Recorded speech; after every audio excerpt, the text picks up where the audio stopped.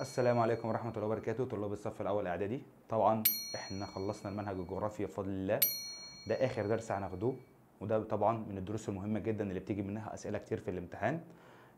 عايزك بعد إذنك تركز معايا، هنخلصه إن شاء الله الحصة دي. وأوعدك إن شاء الرحمن هنبدأ نحل بقى امتحانات ونبدأ نجيبوا أسئلة ونبدأ نعمل مراجعة كده سريعا الأول، شرح عن المنهج كله. انتظروا إن شاء الله واحدة واحدة على قناتنا على اليوتيوب. طيب درسنا النهارده من الدروس المهمه جدا وهي مظاهر سطح الارض. مظاهر سطح الارض، واحده واحده معايا، يلا بينا.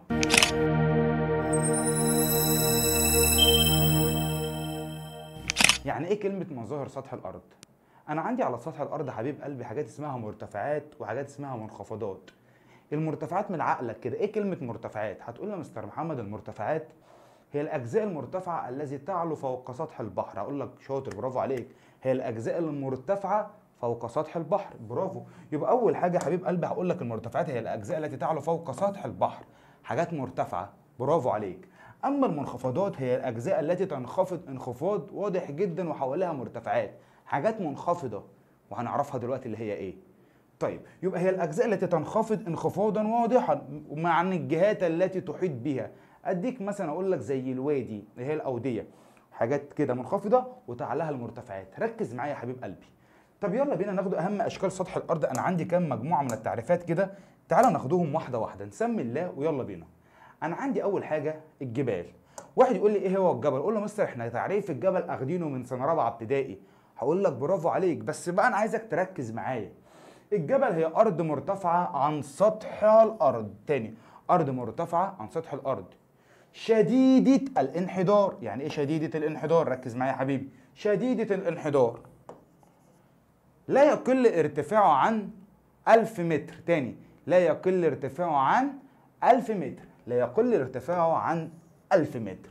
وطبعا اوعى تنسى ان الجبل فوقيه قمة، واقول لك وله قمة، ودوت طبعا تعريف الجبل. يبقى ارض مرتفعة عن سطح الارض شديدة الانحدار لا يقل ارتفاعه عن 1000 متر وله ايه؟ قمة، وده تعريف الجبل.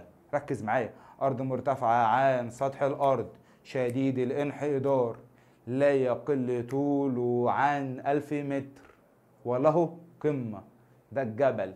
طيب أنا عندي كام جبل؟ عندي مجموعة من الجبال. على فكرة هعمل لك ملخص خرائطها في إن شاء الله في المراجعة، تحفة جدا، هقول لك عليها كل الخريطة، كل الأسئلة اللي هتيجي في الخريطة إن شاء الله. طيب عندي جبال اسمها جبال الألب، وطبعا جبال الألب موجودة في أوروبا، طلاب تالتة إعدادي عارفينها طبعا. عندي جبال تانية اسمها جبال الهيمالايا، والهيمالايا فيها أعلى قمة جبل اللي هي إيفرست، اللي هي جبال الهيمالايا، والهيمالايا موجودة في آسيا. وعندي جبال اسمها جبال الإنديز، والإنديز تقع عندي في أمريكا الجنوبية. واوعى تنسى جبال البحر الأحمر اللي موجودة طبعا عندنا فين؟ في أم الدنيا في مصر. يبقى أنا عندي جبال الألب موجودة في أوروبا، هيمالايا في آسيا، الانديز جنوبيه لامريكا الجنوبيه، والبحر الاحمر مصر. تاني، الألب في اوروبا، هيمالايا موجوده في اسيا، الانديز جنوبيه، والبحر الاحمر مصر. طيب تاني حاجه، ده كده بالنسبه للجبال. تاني حاجه هناخد التلال. التلال شبه الجبال، هي ارض مرتفعه عن سطح الارض تشبه الجبل. هو ارض مرتفعه عن سطح الارض، هنا ارض مرتفعه عن سطح الارض، تمام، تشبه الجبال ولكن اقل منه في الارتفاع. جبل ألف، تلال اصغر من الجبل. تاني، هو التعريف، ها. يبقى اذا الجبل ارض مرتفعه عن سطح الارض تشبه ايه؟ الجبال، بس اقل منه في الارتفاع. طيب عندي الهضاب، وتعريف الهضاب طبعا كلنا طبعا كنا واخدينه، هي ارض مستويه او شبه مستويه. ارض مرتفعه طبعا عما حولها، مستويه او شبه مستويه.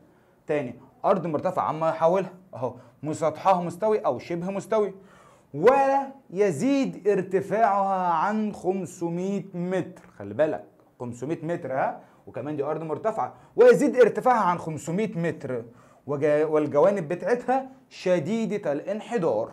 تاني، هي ارض مرتفعه عما حولها، مستويه او شبه مستويه. ركز معايا، مستويه اما شبه مستويه، طولها اكبر من 500 متر.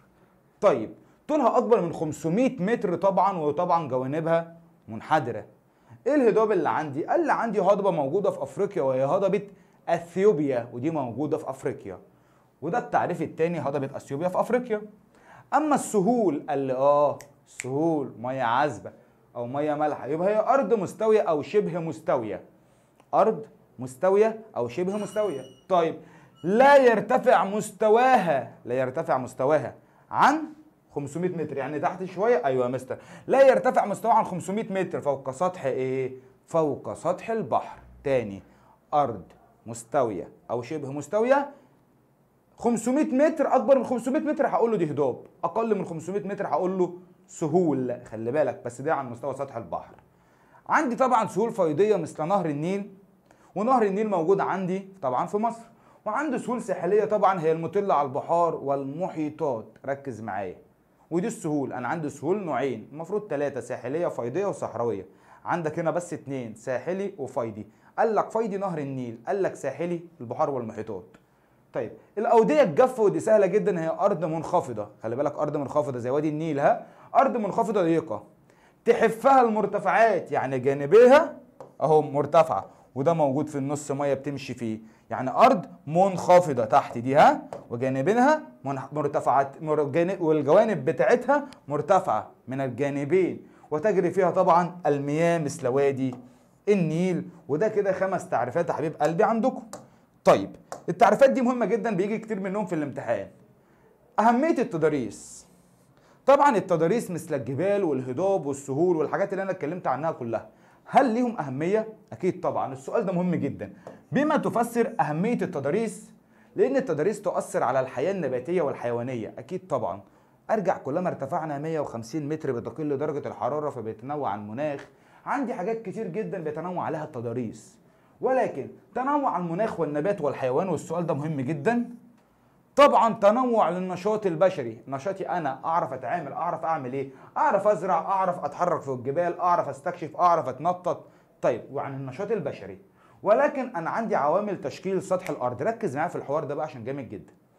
انا عندي عوامل تشكيل سطح الارض، عندي عوامل باطنيه حاجات انا مش بشوفها، وعندي عوامل ظاهريه حاجات خارجيه حاجات انا بشوفها. يعني مثلا انت قاعد قدامي اقول لك انا شايف بطنك، هتقول لي يا عم انت عبيط ولا ايه؟ شايف بطني ازاي؟ بطني جوه. انت شايف قلبي؟ شايف جنبي؟ شايف كبدتي؟ شايف معدتي؟ ايه يا عم العبط ده؟ مفيش منه. دي اسمها عوامل باطنيه حاجات انا مش بشوفها. حلو. قال لي عندي عوامل خارجيه حاجات بشوفها، ايدي، مناخيري، شعري، رجلي، كل الحاجات دي ظاهره قدامي. يبقى العوامل الخارجيه حاجات بشوفها، اما العوامل الباطنيه مش بشوفها. حلو. قال لي جميل. العوامل الباطنيه اللي مش بشوفها 2، عندي حاجات سريعه وعندي حاجات بطيئه. زي انا عندي اول حاجه الحركات السريعه مثل الزلازل والبراكين. تمام. الزلازل والبراكين اهو، الزلزال والبركان. وعندي عوامل وعندي عوامل ظاهريه حاجات انا بشوفها، حاجه اسمها الانكسار، عوامل سريعه زي الزلازل والبراكين. وعندي عوامل بطيئه زي الالتواء والانكسار. التواء وانكسار، التواء وانكسارات، وهنتكلم عنها برضو دلوقتي. ده بالنسبه للعوامل الباطنيه. اما العوامل الخارجيه انا عندي 3 تعريه: تعريه هوائيه، تعريه مائيه، تعريه جليديه، وهنتكلم عنها طبعا بالترتيب واحده واحده. هبدا اول حاجه بالعوامل البطيئه. زي العوامل البطيئه زلازل وبراكين. الزلزال، ايه هي الزلزال؟ قال لي الزلزال هي قصدي هزات متتاليه تحدث في القشره الارضيه. هي هزات سريعه تحدث في اجزاء معينه في القشره الارضيه. هزات متتاليه تحدث في القشره الارضيه. هزات متتاليه تحدث في القشره الارضيه. قد تؤدي الى ارتفاع اجزاء وانخفاض اجزاء، حاجات بتظهر وحاجات بتختفي، ده الزلزال. فقد يؤدي الى ظهور اشياء واختفاء اشياء، او سوري حاجات بتعلى وحاجات بتنخفض، ودي الزلزال هي الحركات الانكساريه، او مثلا ايه، مش هنقول حركات انكساريه، بتؤدي الى ضعف في القشره الارضيه. طيب حضرتك بتشد وانا بشد، فطبعا الزلزال فبيكسر، فانت فاهم، هنتكلم عنهم بالتفصيل. قد تكون قويه او مدمره او ضعيفه او غير محسوسه، وهتاخد ان شاء الله الزلزال الترم الجاي. وتؤثر الزلازل في تشكيل سطح الارض، حيث تعمل على تصدع القشره الارضيه وتشققها، وبالتالي تنخفض بعض الاجزاء وترتفع بعض الاجزاء. تنخفض بعض الاجزاء وترتفع بعض الاجزاء. ايه الحاجات اللي بتنخفض؟ قال لي الحاجات اللي بتغمرها الميه، تغمرها المياه. طب الاجزاء اللي بتنخفض، الاجزاء اللي بترتفع التي تغمر بها طبعا البحر، فتتحسر عنها او تنحسر عنها المياه. سيبك من دوت، انا عايزك اعرفك ان الزلزال فيه حاجات بترتفع وحاجات بتنخفض، ركز معايا. طيب ده بالنسبه للزلزال. قال لي البركان تاني حاجه فتحات في القشره الارضيه تصل في باطن الارض اهي. بصوا ده البركان يا حبيبي، فتحات في القشره الارضيه، فتحه اهي فوق تصل من باطن الارض، تمام، تصل بباطن الارض، يبقى هي فتحات في القشره الارضيه تصل من باطن الارض وشديده الحراره طبعا بسطحها البارد، وتدفق منها الثورات البركانيه، فبيطلع منها ثورات بركانيه او الحمم البركانيه. ومن هنا وقت ثوران البركان مواد منصهره طبعا وابخره وغازات ورماد، فبيطلع من فوق الجبل فبيبدا يقع، ودي اسمها الثورات البركانيه. تاني، فتحات في القشره الارضيه تصل من باطن الارض شديده الحراره طبعا بسطحها البارد، شديده الحراره بسطحها البارد، فبتبدا تطلع، فبينصهر منها الحمم البركانيه، فبتنزل على سطح الارض طبعا مواد منصهره وابخره وغازات، ركز معايا. ولكن هل تؤثر البركان في تشكيل سطح الارض؟ هقول لك بتاثر طبعا. بتاثر في كام حاجه؟ بتاثر في كذا حاجه. يلا ناخدهم. عندي جبال اسمها جبال مخروطيه، خلي بالك، جبال مخروطيه مثل جبال كينيا. عندي هضاب بركانيه، بصوا يعني كونت جبال مخروطيه، هضاب بركانيه، تلال بركانيه، جزر بركانيه، يعني جبال وهضاب وتلال وكل حاجه كونتها الثورات البركانيه اللي هي البراكين، ركز. طيب الجبال المخروطيه مثل جبال كينيا في افريقيا، هضاب بركانيه مثل هضبه اثيوبيا واليمن. طيب جزر بركانيه مثل جزر هاواي، ودي مهمه جدا، وتلال بركانيه مثل تلال ابو زعبل. تاني، تلال ابو زعبل دي طبعا موجوده فين؟ موجوده في مصر. نعيده تاني. اشكلت البراكين عوامل على سطح الارض؟ ايوه شكلت. طب اديني دلل على تاثر البراكين في تشكيل سطح الارض. اقول لك تعالى لما اقول لك الدليل. كونت عندي جبال مخروطيه مثل جبال كينيا، هضاب بركانيه مثل هضبه اثيوبيا واليمن، جزر بركانيه مثل جزيره هاواي، التلال البركانيه مثل تلال ابو زعبل. ودي العوامل السريعه. قال لي عوامل بطيئه طبعا مثل الالتواء والانكسار. ايه هو الالتواء والانكسار؟ هقول لحضرتك حالا. طيب الالتواء والانكسار ترتب على ذلك، اديك حاجه كده مثال واقول لك. التواء، جبت كتاب، اضغط كده من الكتاب من اليمين ومن الشمال وابدا اضغط اضغط اضغط، هيعمل ايه؟ هيلتوى، ولما يلتوى هيعمل جبال اسمها جبال التوائيه. برافو عليك. يبقى عندما ضغطت من الجبين كونت سلاسل جبال اسمها جبال التوائيه. يبقى نتيجه ضغط من الجانبين كونت مجموعه او سلاسل الجبال عملاقه طبعا، ودي اسمها جبال التوائيه. طب الجبال الانكساريه، تعرضت الارض كقطعه واحده فعملت انكسرت، فلما انكسرت في النص بقى فيه ميه، والحفتين بقى فيهم ايه؟ جبال. الله يفتح عليك. ودي اسمها طبعا جبال انكساريه. يعني انا عندي ترتب على ذلك القارات بشكلها الحالي طبعا زي ما قلت لك نظريه فيجنر الدرس الاولاني، والسلاسل الجبليه العملاقه، وده طبعا اللي اتكلمنا عنه. التعريه المائيه بفعل المياه، تكونت بفعل الميه. ايه اللي حصل؟ نتيجه نحت ونقل وارساب. بص على ايديا، نحت ونقل وارساب. يعني تؤثر المياه طبعا الجاريه في تشكيل سطح الارض من خلال عده مراحل، هي نحت الصخور، نحت ونقل وارساب، فكونت حاجه اسمها السهول الفيضيه والانهار، دلتا الانهار او دليات الانهار. تاني، ما النتائج المترتبه على التعريه المائيه بفعل الانهار؟ كونت لي السهول الفيضيه. ايه اللي حصل؟ نحتنا صخور، نقلناها، رسبناها، نحت ونقل وارساب، فكونت حاجه اسمها ايه؟ السهول الفيضيه. تاني تعريه اللي هي التعريه الهوائيه. مين اللي كون التعريه الهوائيه؟ الهواء، الرياح. التعريه الهوائيه نشأت نتيجه مين؟ قال لي حركه الرياح. تؤثر الرياح في تشكيل سطح الارض. ايه اللي حصل؟ نفس المائي، نحت نقل ارساب، نحت نقل ارساب، نحت نقل ارساب. فاذا نحتت الصخور ونقلتها، تعالى، نحتت الصخور ونقلتها ورسبتها في مناطق اخرى، فاخذتها من مكان ودتها منطقه ثانيه، دي اسمها نحت ونقل وارساب. كونت ذلك ايه؟ حاجه اسمها الكثبان الرمليه والمنخفضات. كثبان رمليه ومنخفضات.